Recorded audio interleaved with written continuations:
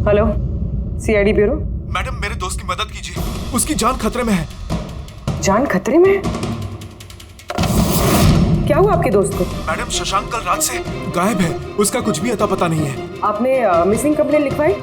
उससे कुछ नहीं होने वाला है मैडम, उसका कोई फायदा नहीं। मुझे पता है उसको कुछ हो गया है। कल रात को वो मुंबई के किसी सुंदर नगर इलाके में फॉक्स हंटिंग के लिए गया था। क्या मुंबई में लोमड़ियों का शिकार? हे सुनो सुनो, अगर तुम सीआईडी के साथ मजाक करने की कोशिश कर रहे हो तो तुम्हारे लिए बहुत भारी पड़ेगा।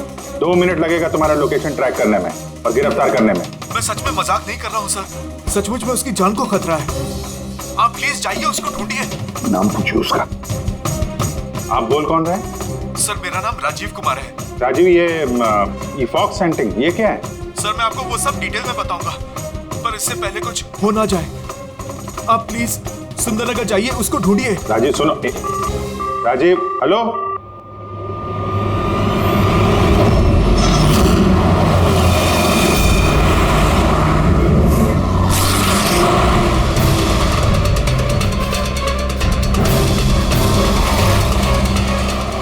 सर एक मिनट, वो गाड़ी पीछे बिल्डिंग में है सर।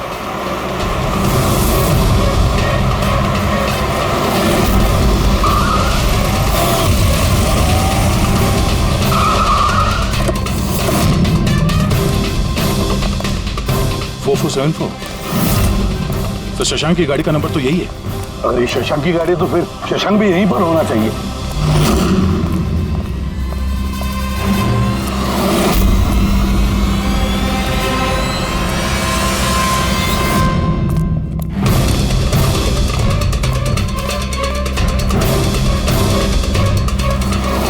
Oh my God!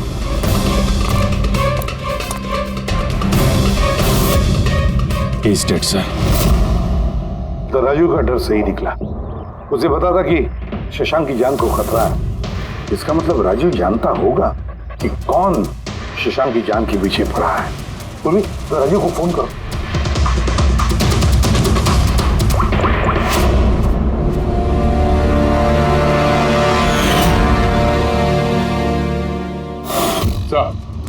हाँ। 2 गोलियों के शेल, .38 कैलिबर। सर ये राजीव फोन नहीं उठा रहा है। सर कहीं इस राजीव की जान को भी खतरा तो नहीं है? सर एक बात समझ में नहीं आ रही सर। शहर के इस इलाके में कोई लोमड़ियों का शिकार करने क्यों आएगा? शिकारी खुद शिकार हो गया। मुझे तो यहाँ दूर दूर तक कोई भी लोमड़ी नजर नहीं आ रही है। रेडी पंकज, चुप रहो। ये फॉक्स हंटिंग सीक्रेट कोड है और इसका राज सिर्फ राजीव ही बता सकता है। राजीव के घर जाके पता लगाना पड़ेगा।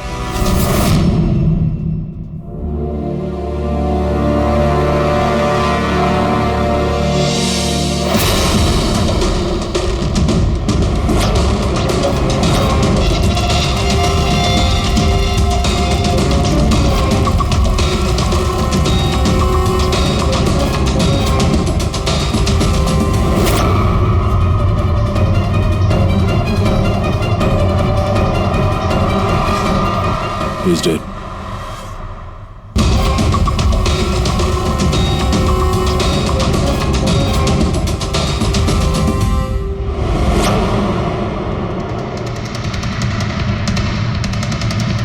सर राजीव है सर। इसने अपने दोस्त की जान बचाने के लिए हमें फोन किया था और किसी ने इसी को मार दिया। और सर मारा भी शायद उसी गन से। ये देखिए, .380 की बुलेट शेल्स, ठीक वैसे ही जैसे शशांक की बॉडी के पास में। ये कोई आपसे दुश्मनी का केस लगता है। किसी की राजीव और शशांक से कोई गहरी दुश्मनी होगी। खूनी तक पहुंचने के लिए सुराग हमें इस घर से ही मिलेगा। सर यहाँ तो बहुत सारे पजल की बुक्स और गेम्स हैं। सर डेस्कटॉप पे भी बहुत सारे पजल गेम्स हैं।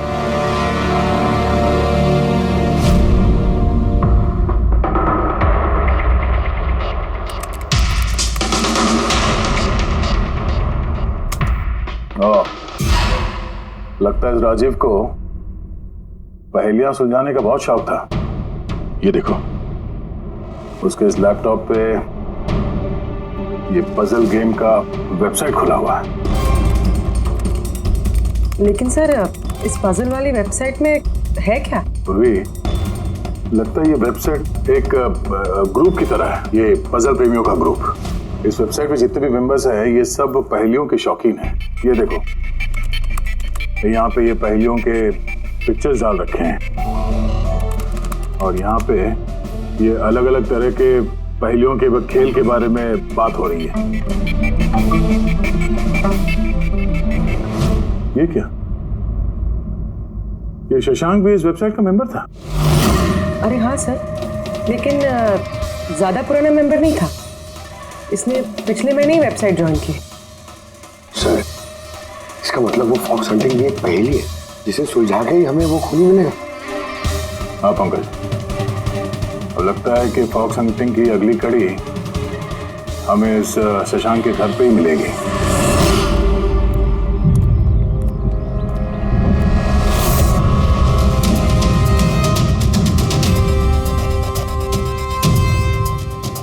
ताला लगा हुआ है दरवाजे पे। लगता है शशांक यहाँ अकेला ही रहता है। कमाल है, आज तो शशांक के यहाँ बहुत मेहमान आ रहे हैं। नमस्ते जी। कौन? विकास तुम हो क्या? मैं वो नहीं हूँ जो आप समझ रहे हैं। मैं इंस्पेक्टर दया, सीआईडी से। सीआईडी वाले दया? अरे तुम्हारा तो बहुत नाम सुना है, बहुत कहानियां सुनी है तुम्हारी। शाबाश, ऐसे ही देश का नाम रोशन करते रहो। Thank you. हम लोग यहाँ शशांक जी से मिलने आए थे। शशांक? हाँ। क्या हुआ शशांक? नहीं, कुछ हुआ नहीं उसे। कोई और भी आया था शशांक के घर पे? हाँ, 20-25 मिनट पहले कोई आया तो था।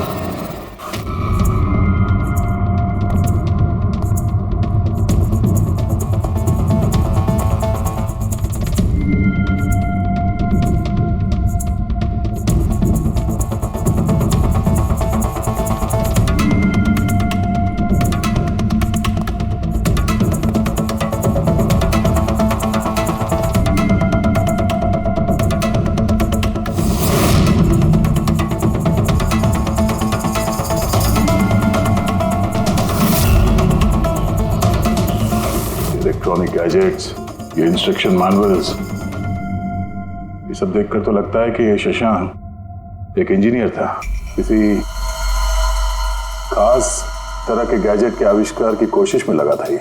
हाँ सर, यहाँ पर तो इतने सारे सर्किट बोर्ड्स और ये शॉर्ट वेव रेडियो भी है। ये देखिए।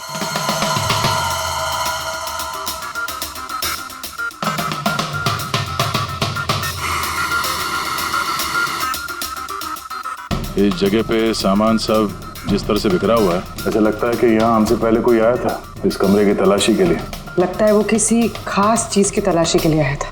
सर, कहीं वो आदमी तो नहीं जिसके बारे में वो बता रहे थे कि हमसे पहले आया था? सर, कहीं इस घर की चाबी तो नहीं है उसके पास? हो सकता है खूनी के पास शशांक के घर की चाबी हो सकती है, मुमकिन है।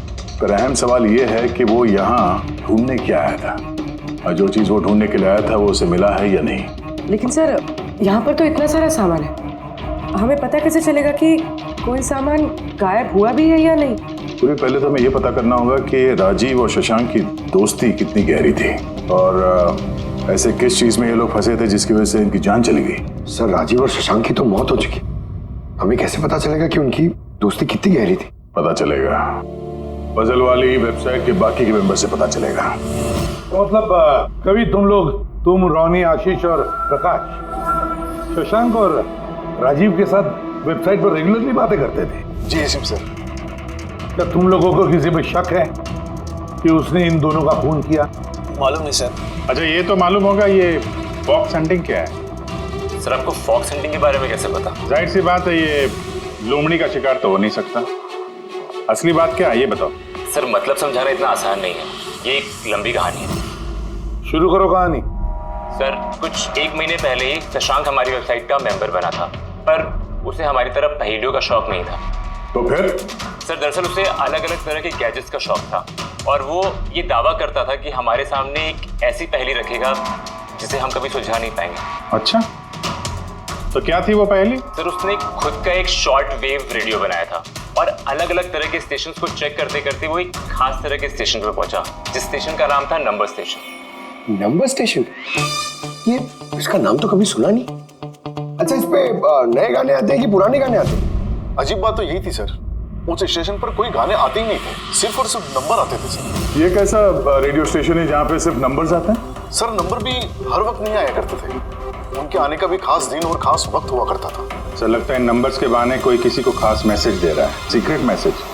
शशांक ने उनके कई ब्रॉडकास्ट सीजन रिकॉर्ड किए थे और हम लोगों से कहा था कि हम उन नंबरों के तोड़ निकालें ताकि पता चल सके क्या गुप्त संदेश भेजे जा रहे हैं। तो क्या तोड़ निकाला इन नंबर्स का?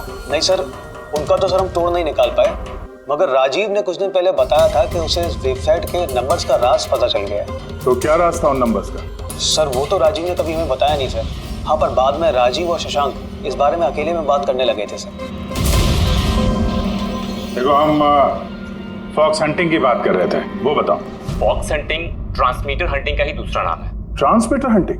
जब कोई एक खास तकनीक से रेडियो ट्रांसमीटर के लोकेशन को ट्रैक करने की कोशिश करता है तो उसे हमारी भाषा में फॉक्स हंटिंग बोलते हैं। मतलब शशांक जरूर इस नंबर स्टेशन की लोकेशन ढूंढने की कोशिश कर रहा होगा। और कोई तो था जो नहीं चाहता था कि शशांक वो रेडियो स्टेशन पहुंचे, इसलिए उसने उसे मार दिया।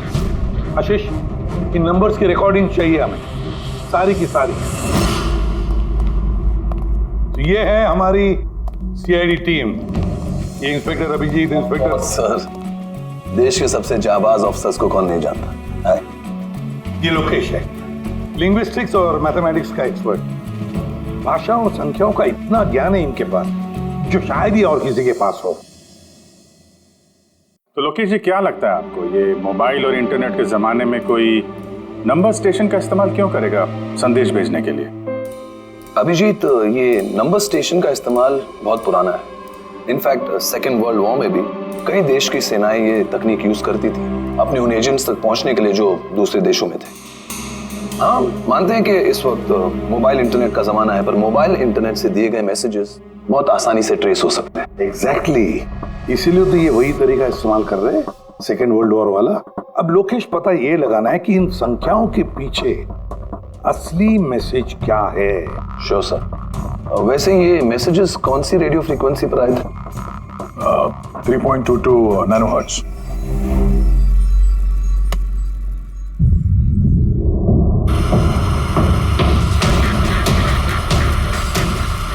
सर, इस रेडियो स्टेशन से तो कोई नंबर वंबर नहीं आ रहा है।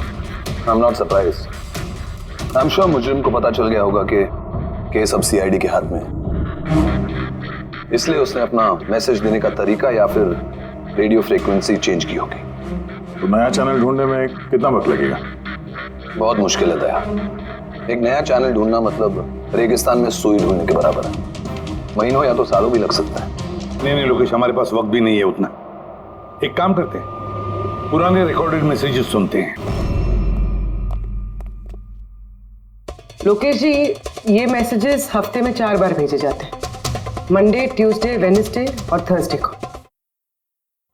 ये मैसेज सबसे पहले हफ्ते के सोमवार को ब्रॉडकास्ट हुआ था उस नंबर स्टेशन पे।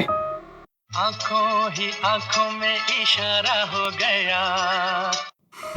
1 9 4 2 3 4 5 7 0 9 3 5 2। आंखों ही आंखों में इशारा हो गया। 9 2 3 4 0 5। आंखों ही आंखों में इशारा हो गया। 6 7 2 7 1 1। आंखों ही आंखों में इशारा हो गया। 5 2 1 8 0 7। नो प्लीज टेल मी, ये संदेश चारों दिन एक ही समय पर आए थे कि अलग अलग टाइम पर? नहीं, एक ही टाइम पे, रात 12 बजे। और फिर हर 2 घंटे बाद इन नंबर्स को रिपीट किया गया था। और इसके अगले हफ्ते के नंबर्स यही थे या दे वर डिफरेंट? नंबर्स तो अलग थे, लेकिन पैटर्न सेम था। मंडे को 13 नंबर्स, ट्यूसडे, वेडनेसडे और थर्सडे को 6 नंबर। इससे साफ जाहिर होता है कि जो मुजरिम है रोज अलग अलग मैसेज भेजते हैं, और ये जो मैसेज ये लोग भेजते हैं वो एक मैसेज 4 हिस्सों में कर भेजते हैं। लोकेश जी, 1 मिनट प्लीज, मुझे कुछ समझ में नहीं आया, आप फिर से समझाएंगे? मैं समझाता हूं, तेरा पेपर देना था।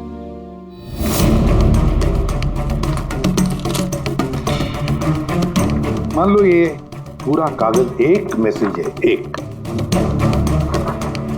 इसके हम 4 हिस्से करेंगे।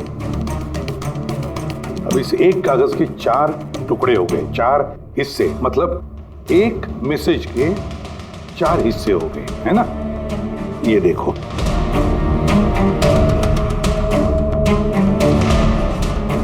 ये रहा मंडे का, ये रहा ट्यूसडे, वेडनेसडे और ये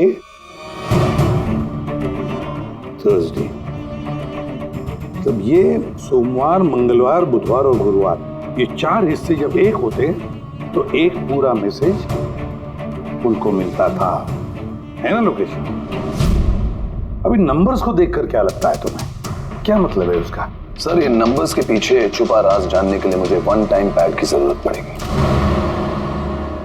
वन टाइम पैड ये क्या है? जैसा कि मैंने आपको बताया, ये टेक्निक वर्ल्ड वॉर 2 में यूज होती थी। उस वक्त हर एक देश अपने स्पाइस को एक वन टाइम पैड देता था, जिससे वो जो कोड्स हैं उनको डिसाइफर कर सके, जो सूचना है उसका मतलब निकाल सके। इसे कहते हैं वन टाइम पैड। तो राजीव और शशांक के हाथ भी ये वन टाइम पैड लग गया होगा, इसीलिए वो एक ऐसी पहेली तक पहुंच गए जो उनके लिए जानलेवा साबित हुई। ठीक है, इस राजीव और शशांक के घर जाके पता लगाना पड़ेगा इस वन टाइम पैड के बारे में।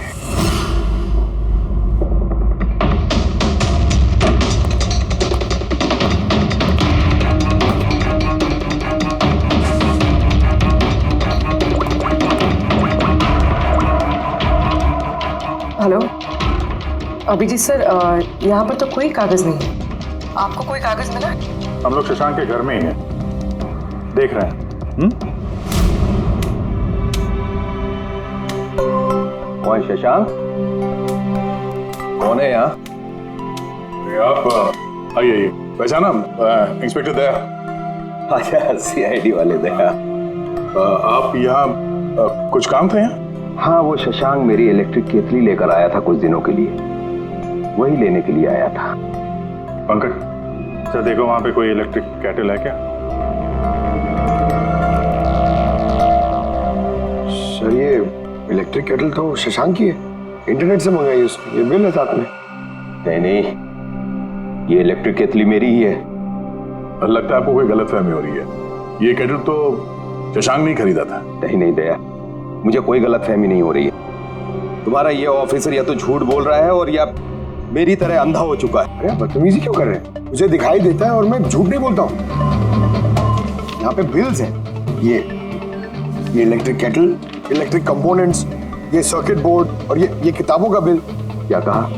शशांक ने किताबें खरीदी? एक और झूठ। अरे नो झूठ, ये मेरे हाथ में बिल्स हैं। शशांक किताबें खरीद ही नहीं सकता। एक मिनट, आप ये ऐसा क्यों कह रहे हैं? क्योंकि उसे डिसलेक्सिया है। डिसलेक्सिया? हाँ, डिसलेक्सिया। इस बीमारी से पीड़ित लोगों को पढ़ना ही अच्छा नहीं लगता। किताबें खरीदना तो बहुत दूर की बात है। पंकज, वो किताबें कहाँ हैं? सर, किताबें तो नहीं है, ये खाली डब्बा है। ओह, इसका मतलब है खूनी यहाँ किताबें ढूंढने आया था। तो वो किताबें ही वन टाइम पैड है जिसकी हमें तलाश है। ये कितनी किताबें?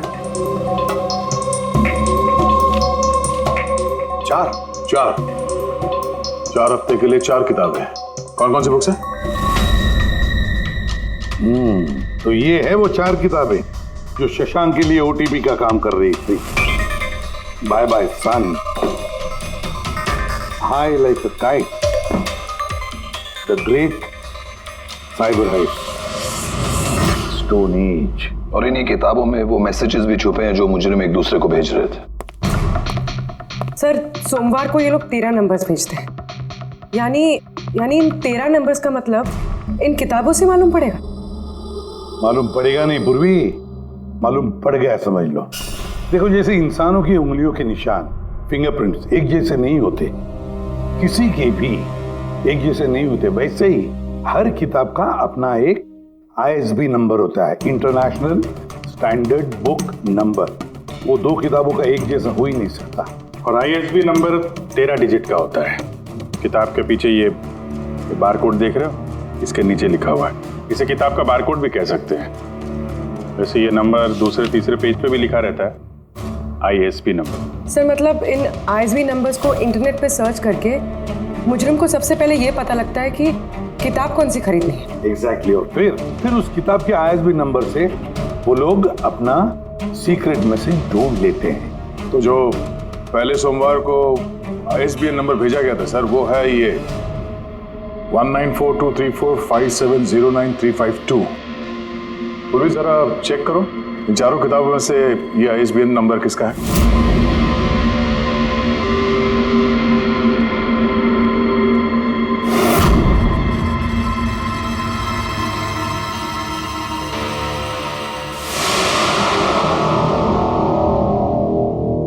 ISB नंबर बाय सन से मैच होता है।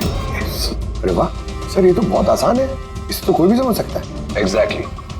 इसी तरह हफ्ते के बाकी 3 नंबर भी डिकोड किए जा सकते हैं। मतलब मंडे के दिन का तो उनको सीक्रेट मैसेज का पता चल ही गया, लेकिन बाकी 3 दिनों में किताब के पेज नंबर से, लाइन नंबर से और वर्ड नंबर से उन्हें मैसेज पता चल जाता।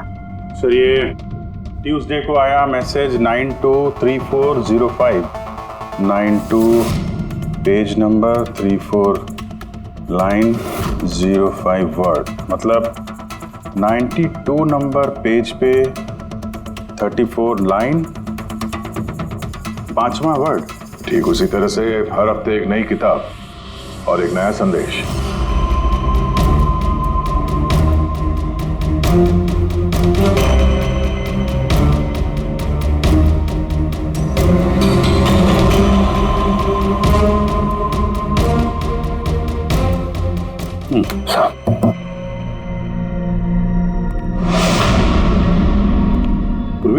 सर पहले हफ्ते का क्या मैसेज है?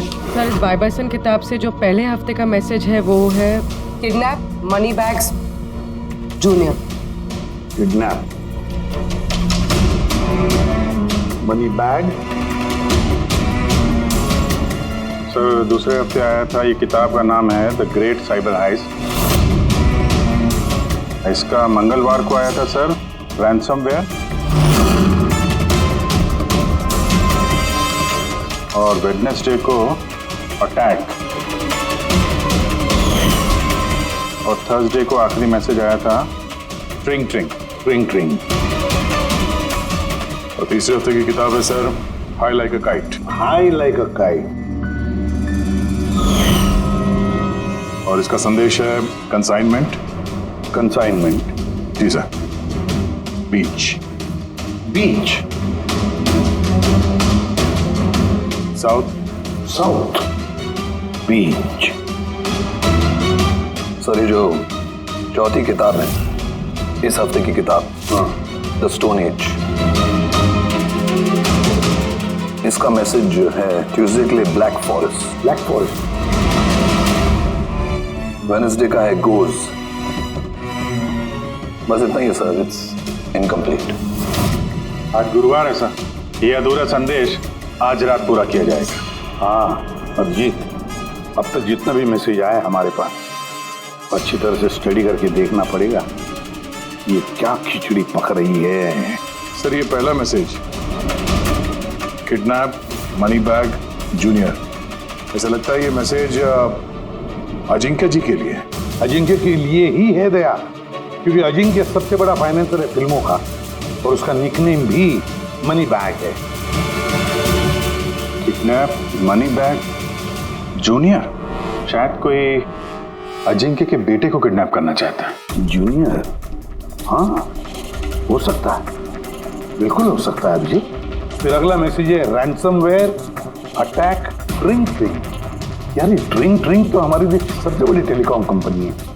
कहीं ऐसा तो नहीं ये गैंग इस कंपनी पर रैंसमवेयर अटैक करने वाली है? सर ये रैंसमवेयर अटैक मतलब? अरे यार कोई ड्रिंक कंपनी के डेटा और सर्वर को हैक करना चाहता है और हैक करने के बाद फ्री करवाने के लिए वो लोग ड्रिंक कंपनी से रैंसम लेंगे। ओ, तो इसे कहते हैं रैंसमवेयर अटैक। मगर सर ऐसे कोई न्यूज़ तो आई नहीं है कि ड्रिंक कंपनी पे ऐसा कोई साइबर अटैक हुआ हो। सर मेरे पास भी ये ट्रिंक का ही सिम कार्ड है, लेकिन कनेक्टिविटी का तो कोई इशू ही नहीं है। और सर तीसरा मैसेज है कंसाइनमेंट साउथ बीच। ऐसा लगता है कि साउथ बीच में कोई गैर कानूनी कंसाइनमेंट आ चुका है या फिर आने वाला है। Black forest gold. Abhijeet Daya, इस गैंग का असली गेम क्या है आज रात को 12 बजे से पहले पता लगाना पड़ेगा। और रात के 12 बजे जो नंबर ब्रॉडकास्ट होने वाला है उसे ब्रॉडकास्ट होने नहीं देना चाहिए। क्या काम करो, इस अजिंक्य के घर जाओ और पता लगाओ उसका बच्चा ठीक है क्या। अभिजीत ड्रिंक कंपनी में जाकर उन्हें अलर्ट करो, कहो कि उन पर शायद साइबर अटैक होने वाला है, रैंसम अटैक। और पंकज साउथ बीच जाओ और देखो कोई कंसाइनमेंट आया है क्या या फिर कोई कंसाइनमेंट आने वाला है क्या, पूरा पता लगाओ। सर मैं कहाँ जाऊँ सर? हम कहीं नहीं जाएंगे, हम तीनों यहीं पर रुकेंगे ये पता लगाने के लिए कि इस गैंग को कैसे पता चला कि शशांक और राजीव ने उनके सारे मैसेजेस डिकोड कैसे किए।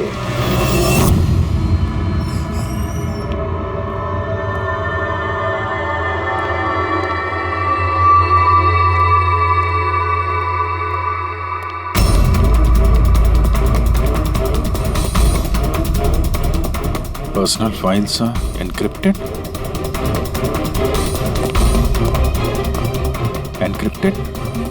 सर क्या चाहिए सर, किसे मिलना है आपको?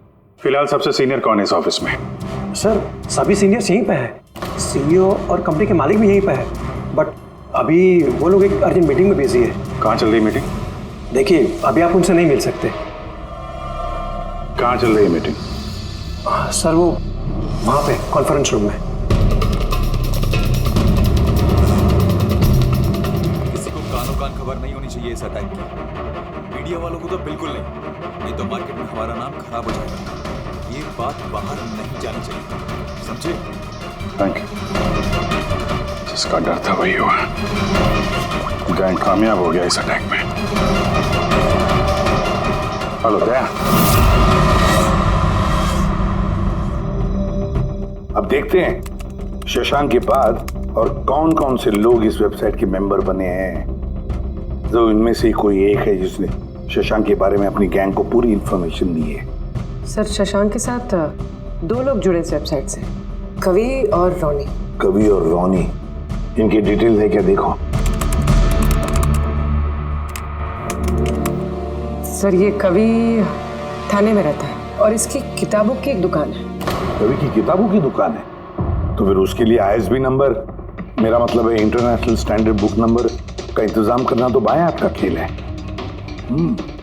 और ये रोनी वो क्या करता है? सर रोनी पुणे के कॉल सेंटर में काम करता है। जरूर इन दोनों में से कोई एक है जो शशांक और राजीव की मौत का जिम्मेदार है और वही अपनी गैंग की नई रेडियो फ्रीक्वेंसी भी जानता होगा। सर अगर हमें इस गैंग की नई रेडियो फ्रीक्वेंसी का पता चल जाए तो एक पावरफुल ट्रांसमीटर से हम उनकी लोकेशन भी जान सकते हैं। लोकेशन रेडियो फ्रीक्वेंसी का बंदोबस्त हो जाएगा, मगर ये पावरफुल ट्रांसमीटर का क्या? सर मेरे कुछ कनेक्शंस हैं, मैं उनसे बात करके हमारे लिए एक ट्रांसमीटर बनवा सकता हूँ। ग्रेट, तो फिर बनवाता। और फ्रेडी, दया को फोन करके पूछो अजिंक्य के बारे में क्या पता चला। आप कॉफी लेंगे? No thanks. वैसे ये आपके घर के बाहर इतनी सिक्योरिटी हमेशा रहती है या आज कुछ खास बात है? हाँ ये सिक्योरिटी हमेशा रहती है। आप तो जानते ही हैं फैन लोगों को, कितनी बार ये घर के अंदर घुस आते हैं। क्या नहीं, एक्टर्स के घर के बाहर फैन की भीड़ तो सुनी थी मैंने, मगर एक फाइनेंसर पहली बार सुन रहा हूँ। आपने यहाँ आने की वजह नहीं बताई? अरे हाँ, वो मैं आपके बेटे अजीत से मिलने आया हूँ। अजीत से? मगर क्यों? क्या उससे कोई गुनाह हो गया? नहीं नहीं नहीं, बस एक रूटीन इंक्वायरी। मतलब? सॉरी, मैं वो आपको नहीं बता सकता, मैं अजीत को बताऊंगा। अजीत की तबीयत ठीक नहीं है। तबीयत खराब है या वो किडनैप हो गया? किडनैप? What nonsense! देखिए अजिंक्य जी, उन अपराधियों के दबाव में आके आप सीआईडी से झूठ मत बोलिए। हमें खबर मिली है कि एक गैंग है जो आपके बेटे अजीत को किडनैप करना चाहती है। अजीत कहाँ है इस वक्त? वो घर पे ही है। मैं उसे देखना चाहता हूँ अभी। रामू,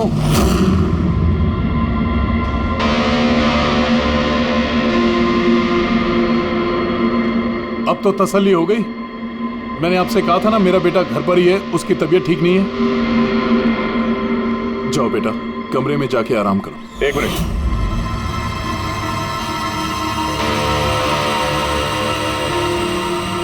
जरा कैप निकालना। मत उतारना टोपी। क्यों नहीं? हाँ? क्या कहा मैंने? क्या बता रहा हूँ? चलो। नहीं। उन्होंने क्या बोला?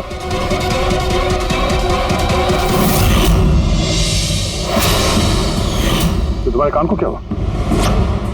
हाँ? क्या हुआ क्या ये? आपको इसकी जो किडनैपिंग की खबर मिली है वो बिल्कुल सच है, मगर अफसोस बहुत देर के बाद मिली। इसका किडनैप तो 3 हफ्ते पहले ही हो चुका था। 100 करोड़ रुपए देने पड़े मुझे उस किडनैपर को मेरे बेटे की जान बचाने के लिए। और उन लोगों ने चोट पहुंचाई इसे? उन्होंने पहले ही इसका एक कान काट कर मुझे भेज दिया था और फोन करके कहा कि अगर मैं पुलिस को कुछ भी बताऊंगा तो मेरे बेटे की जान ले सकते हैं वो लोग। I am so sorry. आपके बेटे के साथ जो हुआ वो तो हम बदल नहीं सकते हैं, पर मैं आपसे वादा करता हूँ उन मुजरिमों ने जो किया है उसकी सजा उन्हें जरूर मिलेगी। भगवान के लिए ऐसा कुछ मत करना। अगर उनको पता चला कि मैंने सीआईडी को सब कुछ बता दिया तो मेरे बेटे की जान भी ले सकते हैं। ऐसा कुछ नहीं होगा, मगर आपको हमें पहले ही बता देना चाहिए था। क्या गारंटी है कि ये सब करने के बाद वो किसी और मासूम के साथ ऐसा कुछ नहीं करेंगे? हाँ?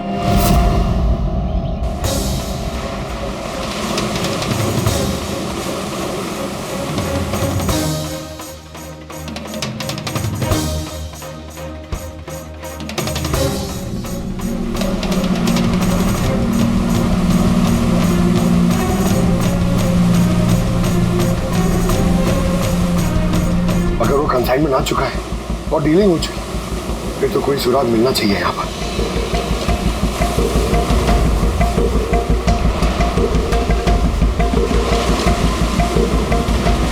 ये निशान कैसे? इन्हें देख के तो लगता है जैसे कि कोई बहुत भारी सामान या डब्बा घसीटा गया है। और कोई सामान तो यहाँ पे नहीं दिख रहा। शायद कंसाइनमेंट ही होगा।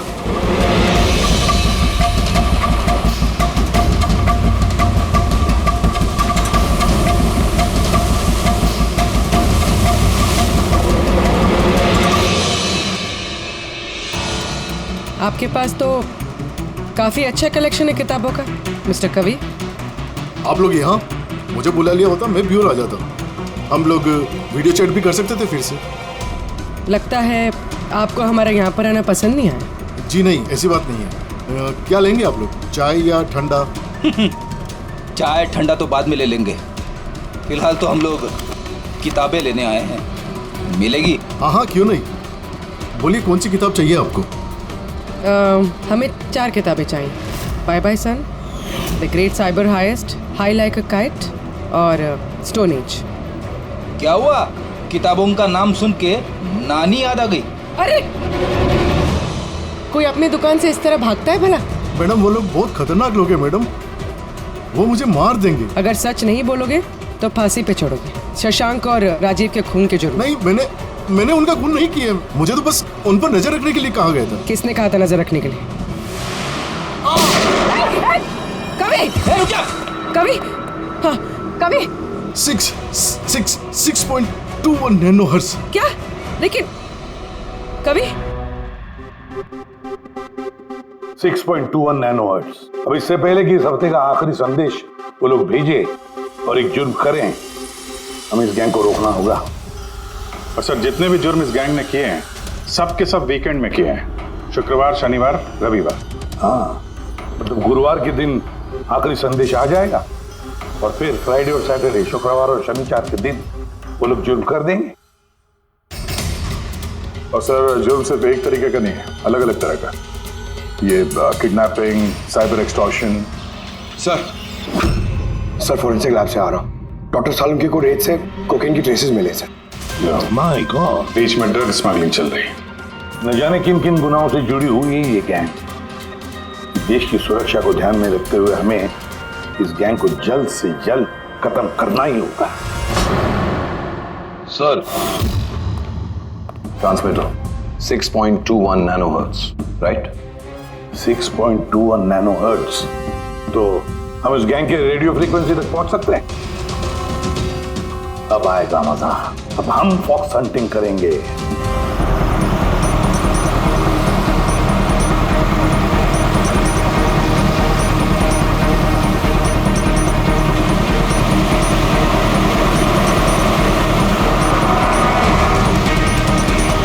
बस बस सर, यही सिग्नल दिखा रहा है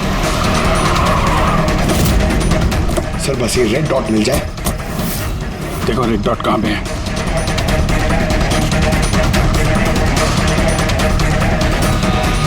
सर 12 बज रहे हैं। ये ब्रॉडकास्ट किसी भी वक्त हो सकता है। मैसेज मिस नहीं होना चाहिए। हाँ, किधर है सर? एक मिनट सर।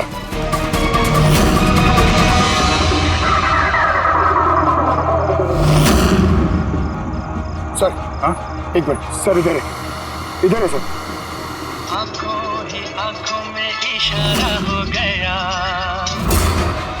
9 2 2 3 0 9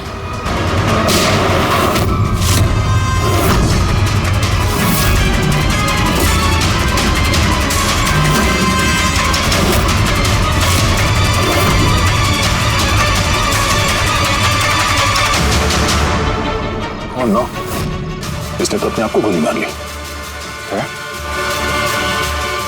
आई गैंग का लोगो। इस गैंग से तो हमारा सामना पहले भी हो चुका है। कौन है तुम्हारा बॉस और कौन कौन लोग शामिल है तुम्हारे धंधे में? इसका जवाब आप मेरे मुंह से कभी सुन नहीं पाओगे एसीपी साहब। इस गैंग में काम करने वाले अपने बॉस का नाम बताने के बजाय आत्महत्या करना ज्यादा पसंद करते हैं। ये तो गया, लेकिन अगला जुर्म होने से रोकना होगा। वो क्या नंबर है उसका देखो। मैसेज का क्या मतलब है? 92 number plate 2309 23 number line. Kaboom. Kaboom? Kaboom क्या होता है सर? कबूम मतलब धमाका। धमाका मतलब कि कोई बम ब्लास्ट होने वाला है? पहले जो शब्द मिले थे हमें मैसेज से वो थे the stone age, black forest, ghost, और अब कबूम, ब्लैक फॉरेस्ट में धमाका। इसके पहले कि और मासूम लोगों की जाने जाएं, पता लगाना होगा ये धमाका कब और कहां होने वाला है।